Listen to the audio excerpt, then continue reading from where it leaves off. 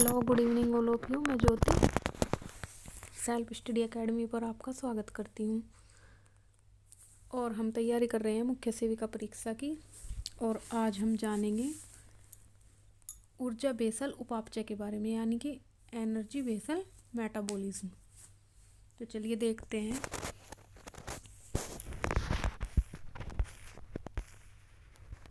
ऊर्जा बेसल उपापचय यानी कि एनर्जी बेसल मेटाबॉलिज्म।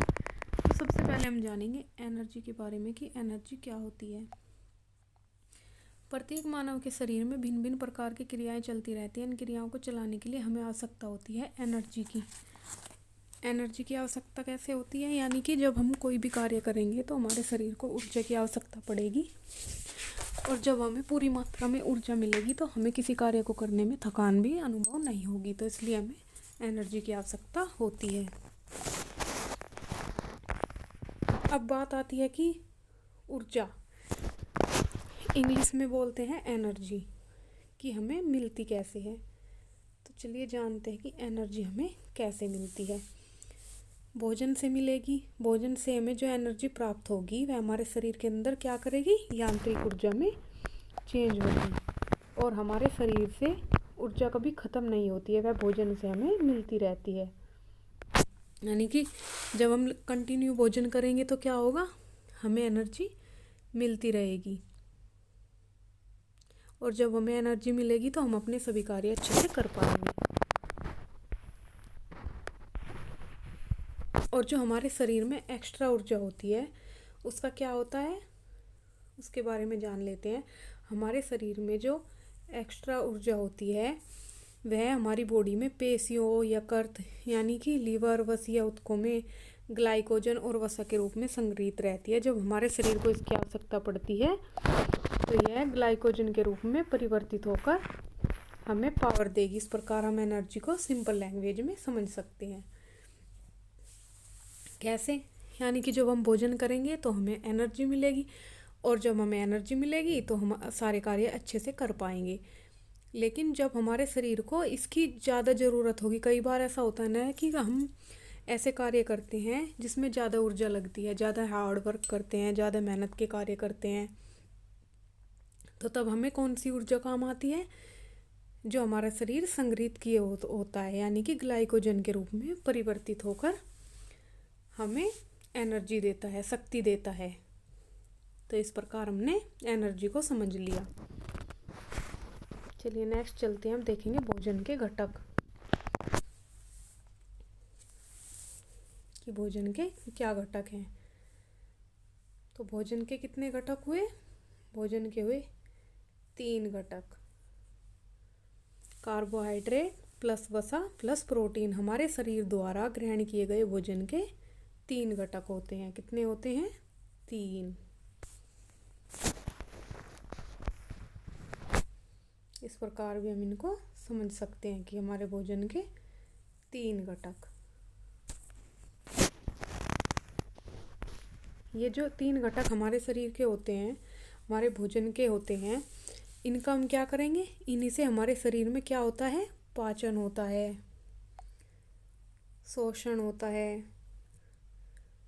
और इसकी क्रिया निरंतर चलती रहती है। यानी कि जब हम भोजन करते हैं तो जब भोजन करेंगे तभी पाचन होगा, जब पाचन होगा तभी तो एक्स्ट्रा भोजन ग्रहण करेंगे, या फिर पाचन होगा तभी तो सुबह का खाना हमने खा लिया। एग्जाम्पल के रूप में बताते हैं, सुबह का खाना आपने खा लिया और फिर आपका उसका पाचन हुआ तो तभी तो आपको दोपहर में भूख लगी। लेकिन अगर आपका पाचन ही नहीं होगा तो आपको भूख नहीं लगेगी। आपने दोपहर का खा लिया तो शाम तक उसका पाचन होगा, तभी तो शाम को आप खाना खाओगे। तो इस तरह पाचन और शोषण की क्रिया हमेशा चलती रहती है। हमारे शरीर को जो भी ऊर्जा मिलती है भोजन से मिलती है, तभी हम सभी कार्य आसानी से कर पाते हैं। उसी से कौन सी क्रिया होती है, चयापचय, यानी कि पाचन की क्रिया होती रहती है। अब हम देखेंगे चयापचय दर क्या है। आइए इसको भी समझ लेते हैं कि चयापचय दर क्या होती है। जब हमारा शरीर विश्राम की स्थिति में शरीर के द्वारा जो अनैच्छिक क्रियाएं और शरीर के ताप नियंत्रण में जो एनर्जी खत्म होती है या खर्च होती है उसे हम चयापचय दर कहते हैं। यानी कि हमारे शरीर ने जो भी एनर्जी इकट्ठी की थी, जो भी ऊर्जा भोजन से हमें मिली थी, सूर्य से मिली थी, और शरीर के ताप को नियंत्रण करने में हमारी जो भी ऊर्जा खर्च हो गई उसको हम क्या कहेंगे? चयापचय दर कहेंगे। तो अगर एग्जाम में आ जाता है कि शरीर के ताप नियंत्रण में जो एनर्जी खर्च होती है उसे क्या कहते हैं, तो उसे क्या कहेंगे? चयापचय दर कहेंगे। आपको याद रखना है कि उसे कहेंगे हम चयापचय दर। नेक्स्ट चलते हैं। हमारे भोज्य तत्वों CHO यानी कि कार्बन डाइऑक्साइड, कार्बोहाइड्रेट, और फिर आता है हमारा प्रोटीन, फैट, इसमें पाई जाती है। ये पदार्थ ज्वलनशील होते हैं, यानी कि शरीर को चलाने के लिए ज्वलनशील रहते हैं। इसका प्रमुख कारण क्या होता है? हाइड्रोजन, यानी कि हाइड्रोजन की वजह से ही ये सारे ज्वलनशील होते हैं।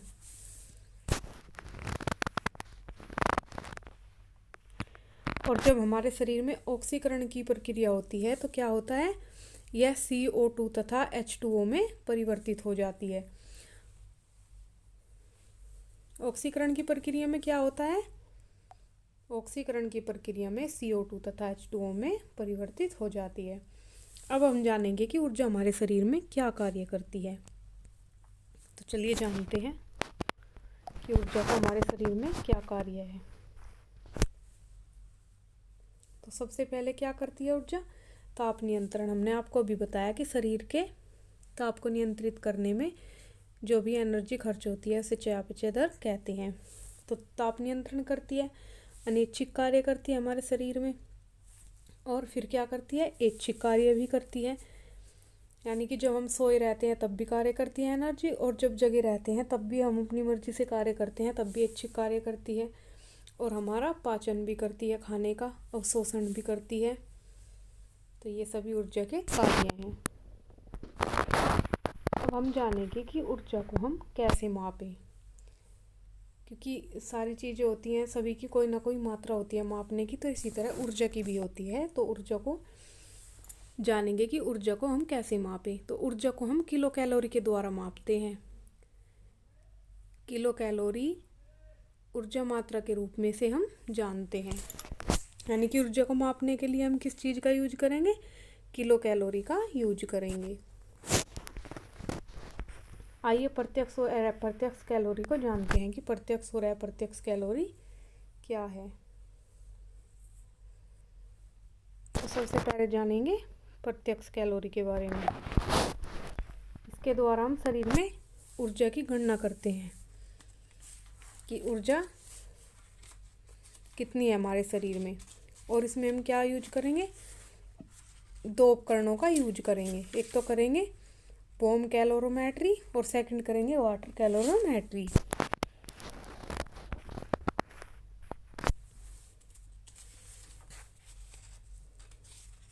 किस किस का यूज करेंगे? एक तो बोम कैलोरीमेट्री का और सेकंड करेंगे वाटर कैलोरीमेट्री।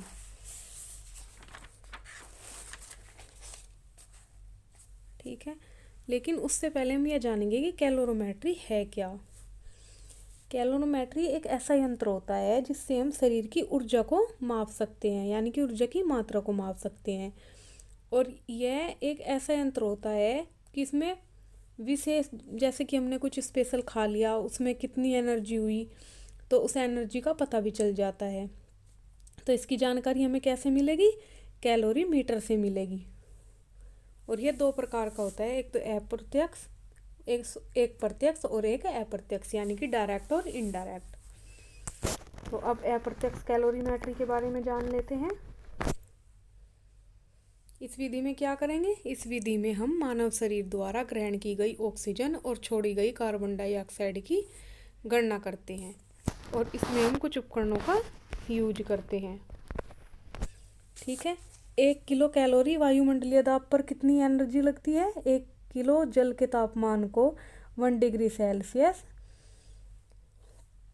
और 14.5 डिग्री सेल्सियस, 15.5 डिग्री सेल्सियस बढ़ाने के लिए जितने तापमान की आवश्यकता होती है, जितनी ऊर्जा की आवश्यकता होती है, उसे हम क्या कहते हैं? उसे 1 किलो कैलोरी कहते हैं। और इसे कैसे प्रदर्शित करेंगे? हम उसे सी से प्रदर्शित करेंगे। कैसे? सी से प्रदर्शित करेंगे। ठीक है।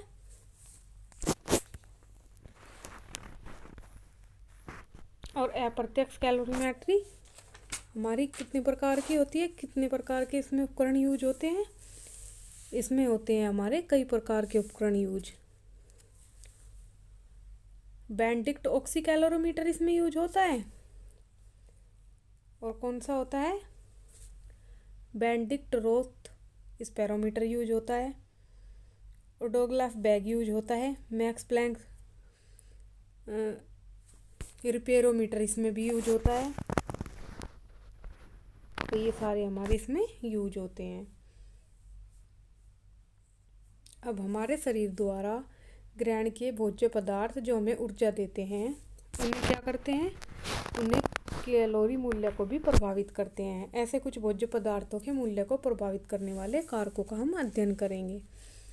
यानी कि बहुत सारे भोज्य पदार्थ होते हैं जो हमें ऊर्जा देते हैं, और कैलोरी मूल्य जो होता है हमारा, उसे भी प्रभावित करते हैं। तो चलिए देख लेते हैं ऐसे कौन कौन से हैं। जब हम भोज्य पदार्थ तैयार करते हैं तो क्या करते हैं? उबाल कर बनाते हैं, भून कर बनाते हैं, तल कर बनाते हैं, भाप से बनाते हैं। तो उसकी एनर्जी में वृद्धि नहीं होती। और वृद्धि कैसे होगी? अगर वृद्धि करनी होगी तो यदि हम उसी भोज्य पदार्थ को कुछ मिलाकर बनाएंगे, जैसे कि तल कर भून कर बनाएंगे, तो उसके स्वाद के साथ साथ उसका पौष्टिक मूल्य बढ़ जाएगा। ऐसे ही जब हम भोज्य पदार्थों में पानी की मात्रा को बढ़ा देते हैं तो उसका पौष्टिक मूल्य कम हो जाता है, और जब पानी की मात्रा घटा देते हैं तो पौष्टिक मूल्य बढ़ जाता है। इसलिए ऐसे हमारे बहुत सारे भोज्य पदार्थ हैं। यानी कि कोई भी चीज़ आप बनाते हो और उसमें पानी की मात्रा ज़्यादा बढ़ जाती है तो क्या होता है? उस हमारी खाद्य पदार्थ का जो पौष्टिक मूल्य होता है वो घट जाता है। और जब पानी की मात्रा कम करेंगे तो वह बढ़ जाएगा।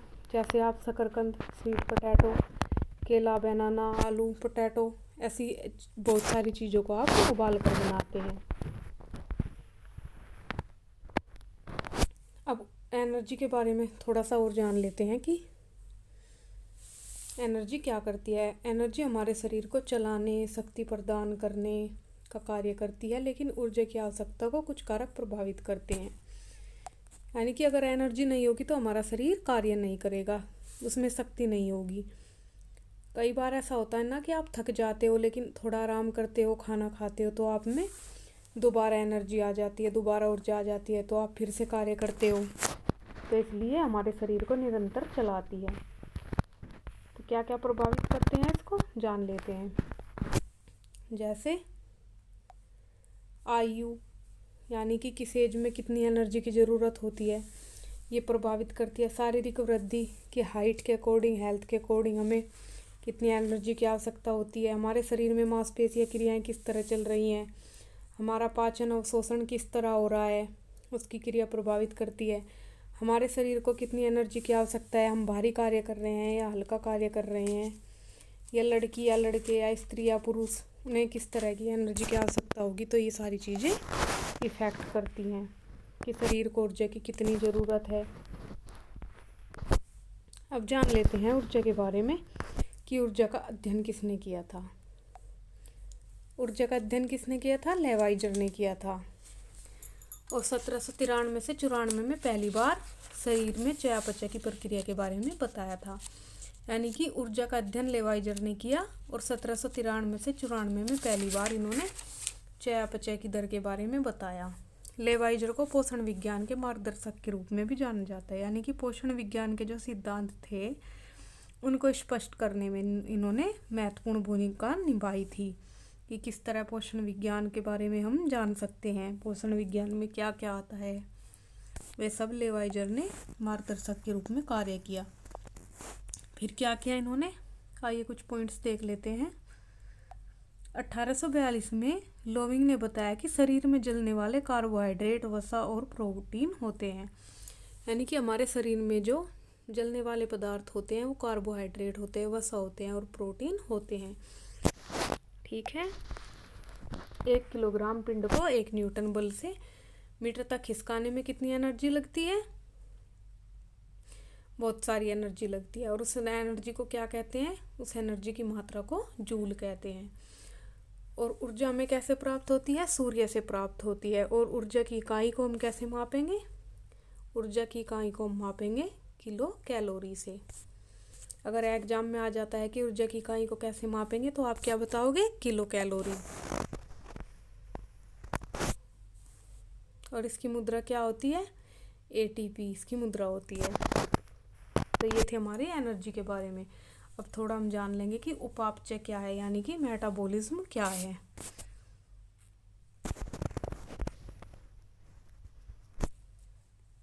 इसको भी हम सिंपल लैंग्वेज में समझे तो सजीवों के शरीर में, यानी कि जो भी जीव होते हैं, जो भी श्वसन क्रिया करते हैं, चलते हैं, फिरते हैं, कोई भी जीव होता है, उनके शरीर में जो भी क्रियाएं होती हैं उसे हम उपापचय के नाम से जानते हैं।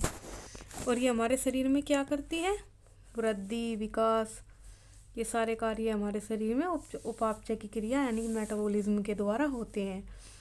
और इसमें हम 2 प्रकार की क्रियाओं को जानेंगे। 2 प्रकार की क्रिया कौन कौन सी? एक तो उपापचय, एक उपचय और एक अपचय। ठीक है। तो इसे हम उन सरल पदार्थों का ज्ञान प्राप्त करते हैं जो जटिल यौगिकों का निर्माण करते हैं। उपचय में हम जानेंगे उन सरल पदार्थों के बारे में जिनका हम अध्ययन करेंगे, जो जटिल यौगिकों का निर्माण करते हैं। और अपचय में जानेंगे हम उस प्रक्रिया के बारे में जो जटिल प्रक्रिया को सरल रूप में तोड़ते हैं। अब देख लेते हैं आधारीय उपापचय दर क्या है, यानी कि बेसल मेटाबॉलिज्म रेट। मान लीजिए कोई व्यक्ति पूरी तरह शारीरिक और मानसिक विश्राम की अवस्था में है और उसे भोजन किए हुए 12 से अधिक घंटे हो गए। यानी कि कोई भी व्यक्ति ऐसा है जिसने भोजन किया और उसे भोजन किए हुए 12 से अधिक घंटे हो चुके हैं, तो उस व्यक्ति के शरीर में ऊर्जा की मात्रा जो भी यूज में ली जाती है, उस प्रक्रिया को हम आधारीय उपापचय दर के नाम से जानते हैं। और उसका फॉर्मूला क्या है? उसका फॉर्मूला है आधारीय चयापचय दर, यानी कि 1 किलो कैलोरी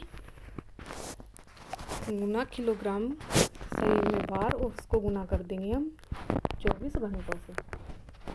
ठीक है। तो आज हमने जाना ऊर्जा बेसल उपापचय यानी कि एनर्जी बेसल मेटाबॉलिज्म के बारे में। आई होप आपको समझ आ गया होगा। तो आज के लिए इतना ही, फिर मिलते हैं नए टॉपिक के साथ। तब तक खुश रहिए और अच्छे से अपनी तैयारी करते रहिए। धन्यवाद।